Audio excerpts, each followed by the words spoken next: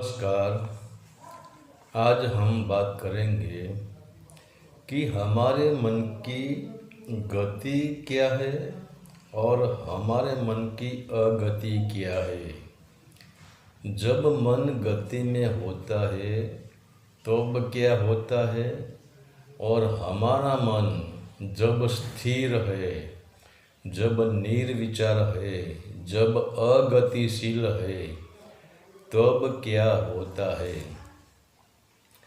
तो पहली बात, हमारे भीतर जो शक्ति छिपी है, जिसे हम आत्मा कहते हैं, परमात्मा कहते हैं, वह शक्ति स्थिर है। वह कभी गति करती ही नहीं है। वह शक्ति यात्रिक नहीं है। वह खुद एक धर्म है। वह खुद सत्य है। वह खुद अगति है, क्योंकि वह एक इंच भर भी यात्रा नहीं करती है। तो हमें गति क्यों दिखाई देती है? तो मन ही तो गति करता है। जैसे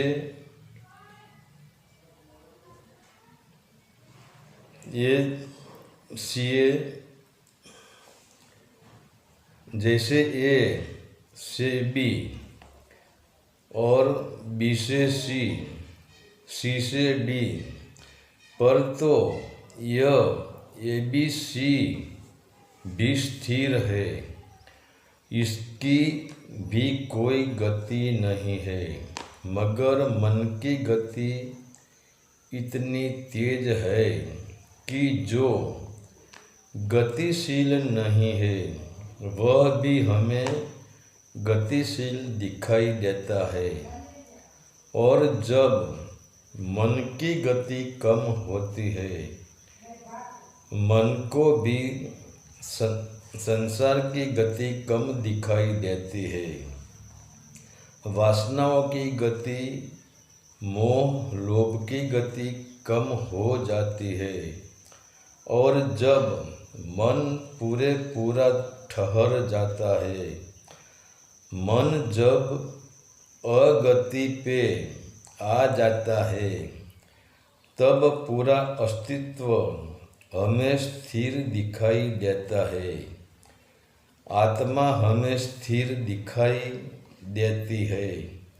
और तब मन को एहसास होता है कि यहाँ सब कुछ रुका हुआ ही है।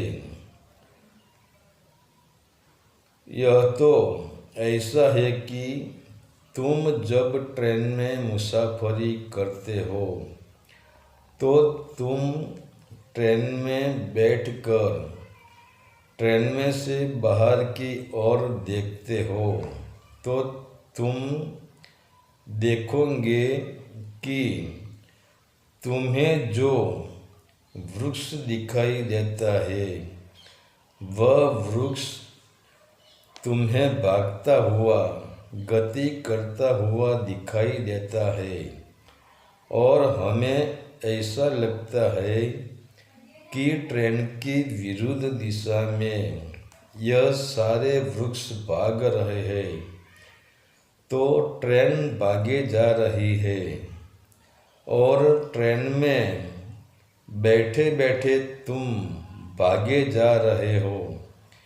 फिर भी ट्रेन के भीतर तुम स्थिर हो, तुम निष्क्रिय हो, तुम स्वयं ट्रेन के भीतर अगति में हो, क्योंकि ट्रेन में तो तुम गति करते ही नहीं हो, गति ट्रेन करती है।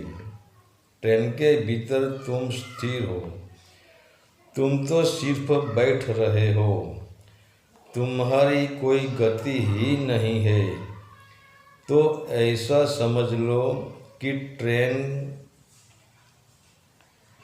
की गति है और मन भागा जा रहा है और हम भीतर बैठे हैं, वह आत्मा है। क्योंकि जैसे आत्मा गति नहीं करता है, वैसे हम भी गति नहीं करते हैं। तो जब स्टेशन पे ट्रेन रुकती है, तब हमको पता चलता है कि कुछ भी भाग नहीं रहा है, सब स्थिर है। न स्टेशन भागता है, न पहाड़ भागता है, न पेड़ भागता है, सिर्फ ट्रेन भाग रही थी। वैसे ही हमारा मन भागता है, हमारा मन गति पकड़ लेता है, तो हमें जो भागता नहीं है वह भी भागा हुआ दिखाई देता है, और यह हमें सच लगता है कि जो झूठ है वह भी हमें सच लगता है। इसीलिए आज हम जो धर्म की व्याख्या कर रहे हैं, परमात्मा की व्याख्या कर रहे हैं, परमात्मा की चर्चा करते हैं, वह सब मन की ही गति का कारण है। क्योंकि जो कभी घर के बाहर निकला ही नहीं है, जिसने कभी यात्रा भी की नहीं है, तो और जो अहरनिश जो ठहरा हुआ है, जो रुका हुआ है, जो स्थिर है, इसके बारे में हम कैसे चर्चा कर सकते हैं? क्योंकि हम बहती नदी की चर्चा कर सकते हैं, वह कहाँ से निकलती है और कहाँ से कहाँ जाती है, वह सागर को कब मिलती है, इसमें कितना गहरा पानी है, इनकी गहराई कितनी है, वह सभी के बारे में हम लिख सकते हैं, हम बोल सकते हैं, और नदी के बारे में हम चर्चा भी कर सकते हैं। क्योंकि नदी की गति है, नदी बह रही है, नदी यात्रा कर रही है। मगर हम एक पेड़ के बारे में न कुछ लिख सकता है, न चर्चा कर सकते हैं, मगर पेड़ भी आकाश की ओर गति कर रहा है, तो इनके बारे में नदी से भी थोड़ा कम हम बता सकते हैं। मगर जिसकी गति ही नहीं है,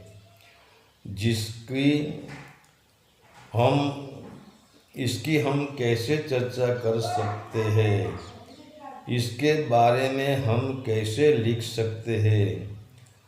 तो हमने लिखा है, हमने जो बोला है, वह सब झूठ है। क्योंकि अग्नि को, अगति को कोई कहा नहीं जाता है, न अगति की कोई व्याख्या कर सकता है। क्योंकि हमें सब गतिशील लगता है, और जब मन ठहर जाता है तब हमको पता चलता है कि हम सत्य के बारे में जो कह रहे थे वह सब झूठ है। क्योंकि सत्य तो स्थिर है, वह कभी भागा ही नहीं है। तो समझ लो, हमारे पास एक पत्थर है, तो पत्थर न गति करता है, न यात्रा करता है, जहाँ रखा है, जहाँ गिरा है, जहाँ पड़ा है, इसी पोजीशन में, इसी स्थिति में पत्थर स्थिर है। पत्थर गतिशील नहीं है। तो हम पत्थर की चर्चा कैसे कर सकते हैं?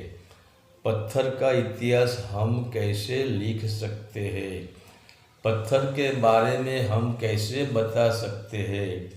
क्योंकि वह पत्थर गतिशील है ही नहीं। अगर वही पत्थर को हमने हमारे हाथों में ले लिया और हमने यह पत्थर को फेंका तो पत्थर ने गति पकड़ ली, तो हम इसके बारे में लिख सकते हैं कि एक पत्थर यहाँ रखा हुआ था, इसको मैंने पकड़ा, हाथों में पकड़े मैंने इसको फेंका तो ये इतना फुट दूर गया, इतनी ऊंचाई पे गया, ऐसा हुआ तैसा हुआ। हम लिख सकते हैं पत्थर के बारे में, फिर हम चर्चा भी कर सकते हैं। तो गतिशील की चर्चा हम कर सकते हैं, मगर जो शक्ति हमारे भीतर गतिशील ही नहीं है, वह अगति ही है, वह हमें इसकी चर्चा हम कैसे कर सकते हैं? तो इसका कारण एक ही है कि हमारा मन जब भागता है, हमारा मन जब दौड़ता है, तो जैसे हम ट्रेन में बैठे बैठे देखते हैं कि पहाड़ भाग रहे हैं, पेड़ भाग रहे हैं, तो यह हमारी एक बेहोशी है। तो जब मन हमारा भागता है तब हमारे भीतर जो भागता ही नहीं, वह हमको भागा हुआ दिखाई देता है, वही हमारी बेहोशी है। और वही बेहोशी के कारण हम इसके बारे में चर्चा करते हैं। और जब मन ठहर जाता है, मतलब जब गाड़ी रुक जाती है, जब ट्रेन रुक जाती है, इसका स्टेशन आ जाता है, तब हमको पता चलता है कि जो हम देख रहे थे भागा भागा हुआ पेड़, भागा भागा हुआ पहाड़, वह तो स्थिर है। तो हमारी बेहोशी तब टूटती है जब मन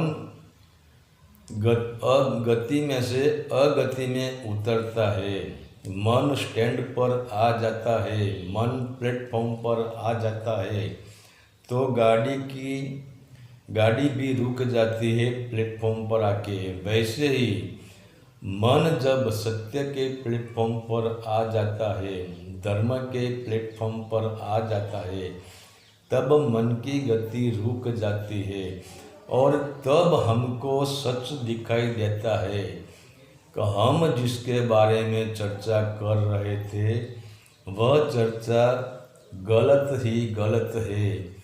क्योंकि हम चालू मन की गति में हम देखते हैं कि वह भागा हुआ है, मतलब वह भागा ही नहीं है, वह शक्ति स्वयं स्थिर है। हरि ओम तत्सत। आदेश का प्रणाम।